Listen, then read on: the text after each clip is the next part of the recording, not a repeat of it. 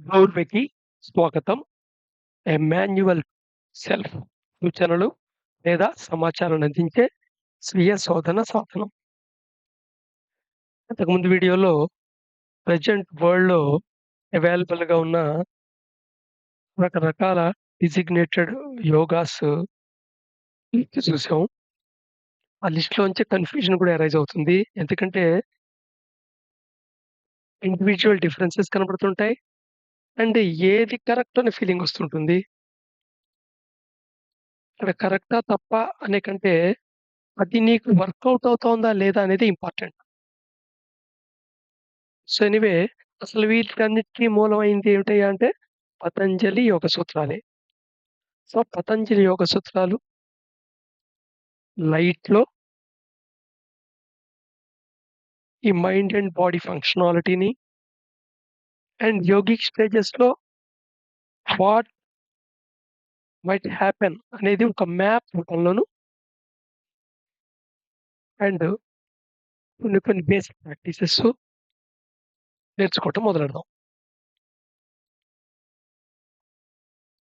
So, in practically all the books on the subject,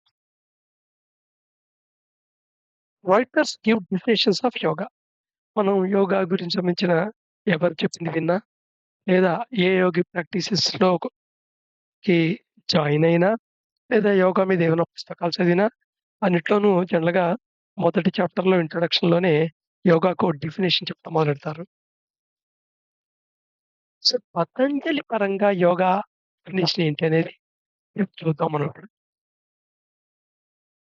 they say yoga is to join. Actual ప్రొనౌన్సింగ్‌లో అది yoga, yoga అని అయింది కానీ యోగ్ అంతే. కానీ మన యోగ్ అంటే ఏదో కొత్త మాటలాగా అనిపిస్తుందేమో అని నేను యోగాయే వాడుతున్నాను గానీ, యోగ్ యోగా అనేది తర్వాతొచ్చిన మోడిఫికేషన్ ప్రొనౌన్సింగ్‌లో. So, yoga say is to join or unite or యోగ్. సో, దీని యొక్క లిటరరీ మీనింగ్ తీసుకుంటే డిక్షనరీ మీనింగ్ జాయిన్, యూనైట్, యోగ్ అని వస్తుంది. ట్రూయే. But what to what? దేనితో జాయిన్ అవ్వటం అనేది క్లారిటీ ఉండాలి. ఇది పతంజలి ఇలా డిఫైన్ చేస్తున్నాడు. సో, ఇండివిడ్యువల్ యొక్క అవేర్‌నెస్. ఇప్పుడు అక్కడ ఇండివిడ్యువల్ అంటే ఇండివిడ్యువల్‌ని ఎవరంటాం? ఇంతకుముందు ఒక వీడియోలో ఆల్రెడీ వచ్చింది. అవ్యక్తం, వ్యక్తం అయిన రూపంలో అవ్యక్తమైన, వ్యక్తమైన యొక్క కాంబినేషన్‌లో వ్యక్తమైన రూపం గుండా అవ్యక్తం యొక్క కాన్షియస్‌నెస్ రిఫ్లెక్ట్ అయినప్పుడు ఇండివిడ్యువల్ అంటారు దాన్ని. So, individual awareness. ఆ ఇండివిడ్యువల్‌కున్న అవేర్‌నెస్సు దేని గురించి అవేర్‌నెస్సు?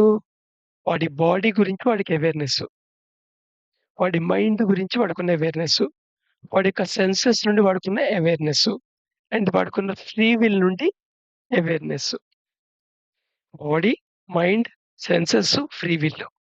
4 లేయర్స్ ఆఫ్ అవేర్‌నెస్ అన్నమాట. 4 లెవెల్స్‌లో కాంబినేషన్‌గానే అవేర్‌నెస్ ఉండడం. అయితే ఈ body, mind, sense and free will ఎవరివి? Of physical, astral and causal bodies.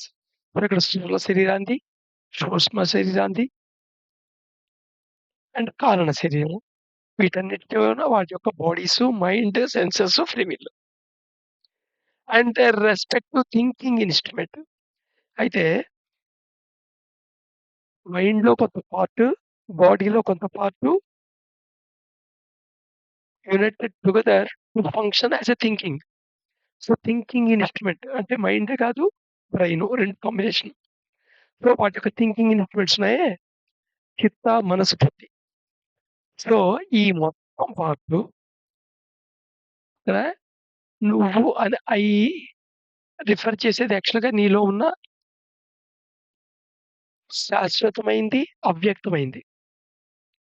కానీ నువ్వు పర్సీవ్ చేసేది నువ్వు సొంతంగా ఫిజికల్‌గా పైపైన పర్సీవ్ చేయగలిగేది ప్రెజెంట్ పొజిషన్‌లో అవ్యక్తమైంది కాకుండా వ్యక్త రూపంలో ఉండే బాడీ అండ్ మైండ్. కొంతవరకు సెన్సెస్, కొంతవరకు free will. So, body, mind, senses, free will దేనివి physical body, astral body, causal body యొక్క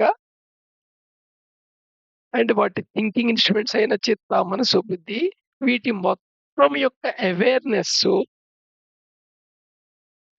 ప్యూర్ కాస్మిక్ కాన్షియస్‌నెస్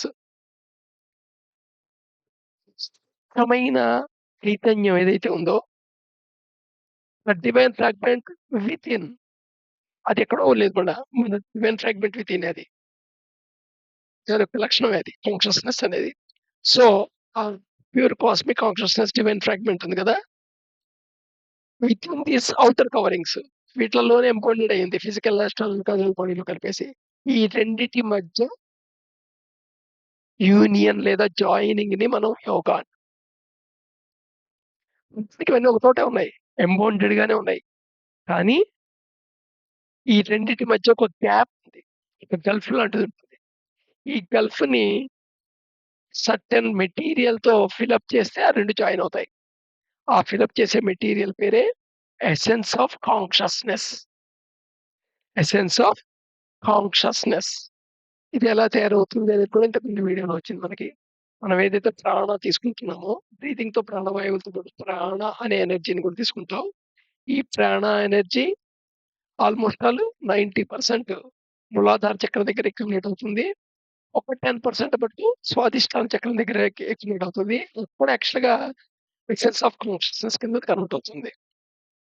అయితే ఈ మూలాధార చక్రం మీద అక్యుములేట్ అవుతున్న ప్రాణ అనేది నీ యొక్క ఫిజికల్ బాడీ యొక్క యాక్టివిటీస్, మెటీరియల్ సంబంధించిన యాక్టివిటీస్‌కి, అలాగే నీ యొక్క స్పిరిచ్యువల్ యాక్టివిటీస్, యాస్ట్రల్ బాడీ యొక్క యాక్టివిటీస్‌కి రెండిటికి వినియోగపడాలి. సో, నీ ఇంక్లినేషన్ ఎటువైపు ఉందో అటువైపు అది వినియోగపడటం జరుగుతుందన్నమాట. అందుకని మూలాధారం ఇన్వర్ట్ అని చెప్పొచ్చు. సో, మూలాధారం ఆధారం మాట. త్రాసుకు ఆధారం లాగా సెంట్రల్ ఆధారం మాట. దీనికి 2 physical body and astral body 2 joining అయి ఉంటాయి. ఈ జాయినింగ్ అయిన పాయింట్‌నే మూలాధారం అంటాం. పెరినియం పాయింట్ అది. సో, ఏదైతే నువ్వు లోపల కాన్స్టెంట్‌గా ఇంపల్సెస్ తీసుకుంటున్నావో బ్రీతింగ్ ద్వారా అయితే, సెన్సెస్ ద్వారా అయితే అవి డిజైర్ కింద ఫార్మ్ అయిన తర్వాత అవి థాట్, ఎమోషన్, యాక్షన్ వైపు వెళ్తాయా? లేదా అవేర్‌నెస్ ఎనర్జీ కింద కన్వర్ట్ అవుతాయా? అనేది ఇంపార్టెంట్. సో, ఆ అవేర్‌నెస్ ఎనర్జీని పెంచుకుంటూ వెళ్తే, ఆ అవేర్‌నెస్ ఎనర్జీ మూలాధారం దగ్గర ఉన్న ప్రాణతో కలిసి ఓజస్ ఫార్మ్ అవుతుంది. దీనికే ఇంకా అవేర్‌నెస్ కనొస్తే అప్పుడది ఎసెన్స్ ఆఫ్ కాన్షియస్‌నెస్ కింద కన్వర్ట్ అవుతుంది. ఆ ఎసెన్స్ ఆఫ్ కాన్షియస్‌నెస్ ఈ రెండిటి మధ్య బ్లూ కింద ఉండాలన్నమాట.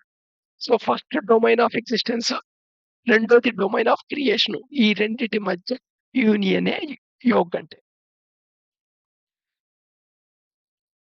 క్లియర్ అయిందా?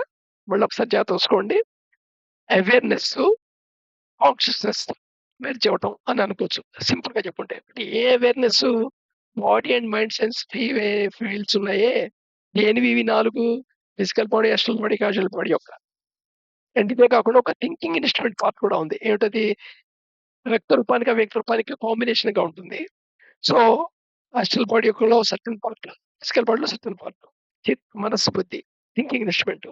ఈ మొత్తం వీటి యొక్క అవేర్‌నెస్ ఏదైతే ఉందో అది cosmic consciousness, divine fragment cosmic కాన్షియస్‌నెస్‌తో జాయిన్ అవ్వటం. ఈ జాయిన్ అవ్వటానికి అడ్డేమిటి? మధ్యలో ఒక గల్ఫ్ ఉంది. ఇవన్నీ బౌండెడ్ అయి ఉన్నాయి. కానీ మధ్యలో గల్ఫ్ ఉంది. ఆ గల్ఫ్‌ని ఎసెన్స్ ఆఫ్ కాన్షియస్‌నెస్ అది ఎలాంటి essence of consciousness grade of essence of consciousness. Third grade ఏమో గ్రాస్.